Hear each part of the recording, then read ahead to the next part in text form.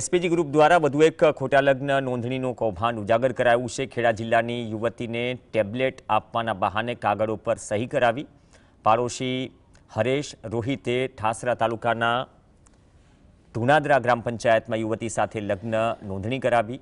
યુવતીએ ક્યારેય ધુનાદરા ગામની મુલાકાત લીધી નથી અને રૂબરૂ લગ્ન કર્યા નથી, તેમ છતાં લગ્ન સર્ટિફિકેટ જારી થયું। આ મુદ્દે ખેડા જિલ્લા પોલીસ વડાને પણ લેખિતમાં ફરિયાદ કરાઈ છે।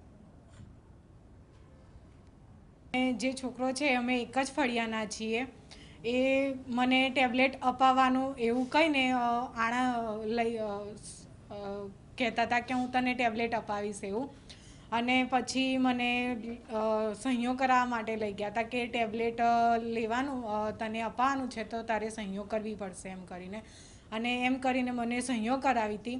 પછી એના 6 મહિના બાદ મને જણાવ્યું કે આપણા કે તારા ને મારા લગ્ન થઈ ગયા છે ને કે આ લગ્ન સર્ટિફિકેટ છે।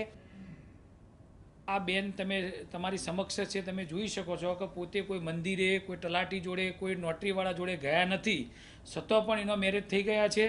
અને જે એસપીજી દ્વારા અમે અગાઉ પણ વાત કરી હતી કે અમે ગુજરાતની અંદર જેટલા પણ ખોટા તલાટીઓ છે, જેટલા ગોર મહારાજ છે કે જેટલા વકીલો છે એ બધાનો પર્દાફાશ કરીશું।